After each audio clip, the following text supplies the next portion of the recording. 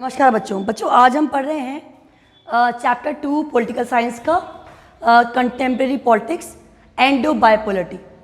So this is the revision part. First part we have studied yesterday that how the main points main particular wordings of that particular chapter कि उसमें shock therapy के बारे में हमने जाना, garage cell के बारे में जाना हमने, सोवियत यूनियन का मतलब क्या होता है, that cold war, all these particular terms we just understood. Now we are coming to the next topic, Gorbachev and the disintegration of USSR. हम ये देख रहे थे कि जो वर्ल्ड था वो यूनिपोलर कैसे हुआ। पहले बाइपोलर था। बाइपोलर मतलब दो सुपर पावर थी, कौन कौन सी? America and Russia. सो ये डिसइंटीग्रेशन कैसे हुआ यूएसएसआर का, उसके लिए मेन फीचर्स कौन कौन से रिस्पॉन्सिबल थे, उसके कॉन्सिक्वेंसेस क्या थे, उसके रिजल्ट्स क्या थे, that all we are going to see. So first Gorbachev and the disintegration of USSR. Gorbachev कौन थे? General secretary of the communist party of Soviet Union in 1985। 1985 में कम्युनिस्ट पार्टी के जनरल सेक्रेटरी थे कौन? Gorbachev. So what he thought to make some reforms, he want to sort some reforms there, कुछ सुधार लाने की उन्होंने बात की। कहाँ पे? यूएसएसआर में, मतलब सोवियत सिस्टम में। So 2 points were there, restructuring और ओपननेस। दो बातों को उन्होंने फिगर आउट किया, रीस्ट्रक्चरिंग को और ओपननेस को। अब इन दोनों बातों में रीस्ट्रक्चर करना, पूरा जो फोरम है, पूरा आपका जो उस समय का सिस्टम है, उसको रीस्ट्रक्चर करने की बात की। And then the next thing was openness, जो इकोनॉमी है उसमें ओपननेस लाई जाए। But these particular reforms were criticised by the people. People do not want to have these reforms. ये हमने पहले पढ़ा था। हम क्या पढ़ रहे हैं अभी? हम वो गोर्बाचोव जो थे उनका क्या रोल था डिसइंटीग्रेशन में, वो पढ़ रहे हैं। Then people did not want old system of the communist party and wanted freedom. अब जो लोग थे वो कम्युनिस्ट पार्टी का ओल्ड सिस्टम नहीं चाह रहे थे। What they want? They wanted the freedom. Then Russia, Ukraine और बेलारूस, ये तीन जो कंट्रीज थी, ये दिसंबर 1991 में they announce themselves, declared themselves free. अब यहाँ पे यूएसएसआर का डिसइंटीग्रेशन स्टार्ट हो गया। कब? जब रशिया, यूक्रेन और Belarus they declared themselves free in 1991 दिसंबर। So the Soviet Union disintegrated. अब जब सोवियत यूनियन जो था उसका डिसइंटीग्रेशन हुआ, तो जो सेकेंड ऑप्शन वाली आइडियोलॉजी थी, what was that?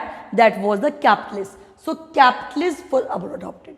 Soviet union के डिसइंटीग्रेशन के बाद कैपिटलिस्ट इकोनॉमी थी उसको अडॉप्ट किया गया।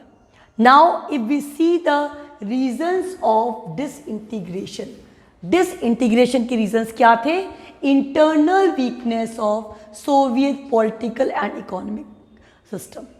अब उनकी internal weakness थी उस system की, when the people were not satisfied with that and the institutions were failed to meet the aspiration of people।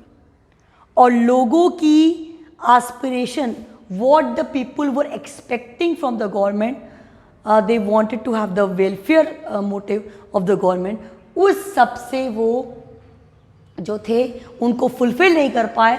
That's why people were not satisfied with them। The next one, the economy was stagnant। economy कैसी थी? stagnant थी। So that was also the main cause of that। Economy में ऐसी कोई growth, ऐसा कोई development नज़र नहीं आया जिससे लोग जो थे वो रिवोल्ट ना करते। Then people were unhappy with the reforms. जो हमने यहाँ भी देखा कि जो भी whatever reforms were made by the Gorbachev, people were not happy with that. लोग उससे खुश नहीं थे। Then rise of nationalism. People जो थे they were influenced with the feeling of nationalism. जैसे हमारे यहाँ इंडिया में, when we were the colony of Britishers, तो we saw the stories of Russian revolution, आपका जो इंडस्ट्रियल रेवोल्यूशन हुआ था, about that also, French revolution की हमने बात की। तो इन सबको देखकर लोग इंस्पायर हो रहे थे तो इसी तरह वहाँ पे लोगों में नेशनल्स की फीलिंग राइज हो रही थी और क्या desire for sovereignty with the various republic including Russia and the Baltic republic. Sovereign होना चाहते थे। सवर्न क्या होता है कि free from any internal and external affairs. तो people wanted to have freedom from the internal and external interference. So these were the reasons why the USSR was integrated. मतलब the government, the USSR में जो beholders थे, जो hold कर रहे थे, administrate कर रहे थे, people were not happy with their policies, with their reforms, and they were not able to fulfill their desires.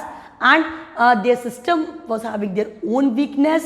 उनके system की खुद की weakness थी, and apart from that economy was stagnant and people want to have the sovereign state जिसमें किसी का interference ना हो, freedom हो. Now coming to the consequences of disintegration. अब USSR का disintegration तो हो गया, but उसके consequences क्या हुए? तो ये सारी चीज़ start कहाँ से हुई थी? Cold War से. Cold War was between the two superpowers USSR and US. But when the one superpower जो USSR था that was disintegrated, then only one was remaining. So Cold War का end हो गया.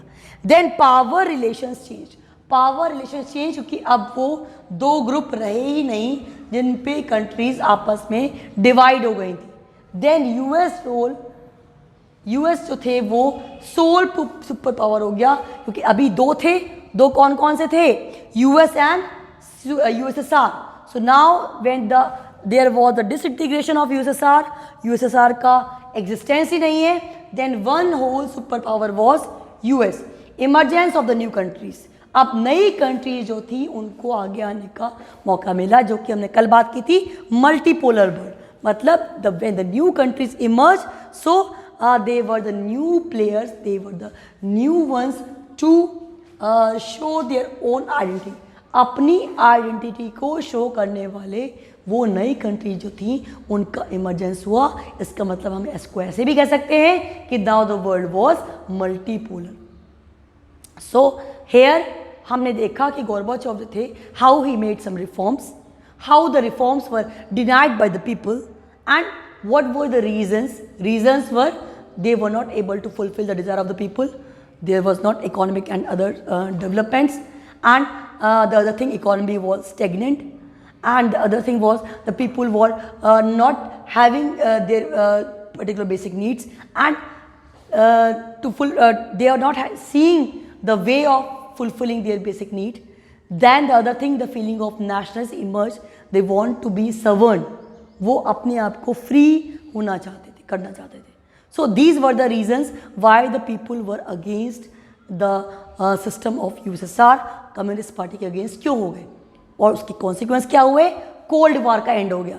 मतलब जो टू पोलर बर्ड था वो अब यूनिपोलर में चेंज हो जाएगा कि एक ही पावर रह गई. कोल्ड वार का एंड हुआ तो पावर रिलेशंस चेंज हो गए. पावर रिलेशन चेंज हुए तो न्यू कंट्रीज इमर्ज हुई. न्यू कंट्रीज इमर्ज हुई तो वर्ल्ड मल्टीपोलर हो गया. So many changes were made and the main was जो शॉक थेरेपी हुई that was the change from the socialist economy to the capitalist economy. That was the main thing of the time.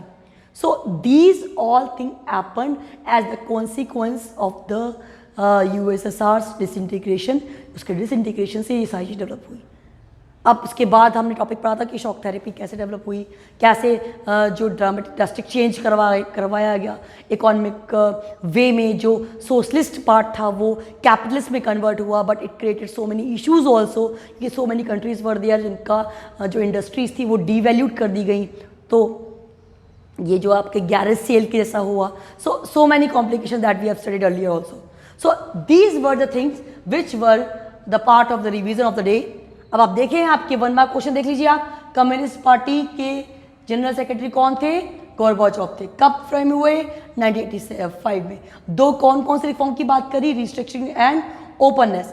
Then people were against what? Communist party and the system, and they wanted to get the freedom. Who declared the freedom? Russia, Ukraine and Belarus. And in which year USSR were disintegrated? December 1991. Which system adopted? Capitalism. Then what were the reasons? Reasons, the aspirations were not fulfilled, people were not happy, economy was stagnant, rise of nationalism and the sovereignty demand, then consequences, end of Cold War, power relations change, US world power and emergence of various countries as the multipolar world. तो this was the topic of the day जिसका हमने revise किया. आप इसको book से पढ़ें, study करें, revise करें. Question can come in any form. जब हम पूरा स्टडी करते हैं, पूरा रीड करते हैं, that's easy for us to recall the things. हमें उसको लर्न करना ईजी हो जाता है and you can solve any sort of MCQ. आप कोई भी MCQ सॉल्व कर सकते हैं. So do revise the topic and as you will read the whole particular points one by one, so you will understand things in more clear way. आपको properly सारी चीज़ें समझ में आ जाएंगी. तो आपके चैप्टर जो आ रहे थे, हमने बताया आपको चैप्टर 1 आ रहा है और चैप्टर 2 इस बुक में आ रहा है और पॉलिटिकल साइंस की नेक्स्ट बुक में से पॉलिटिकल साइंस का चैप्टर 1 और 3 आ रहा है. सो इसके रिविजन के बाद we will start the revision of that also, so the things will be very clear. So that's all for the day. Do revise, don't read from, forget to read from the NCERT and do prepare notes also. I will provide some revision questions, 1 mark questions जो आप अपनी copy में solve करिएगा. So you will get the idea what sort of questions can come in exam. So that's all for the day. Thank you so much.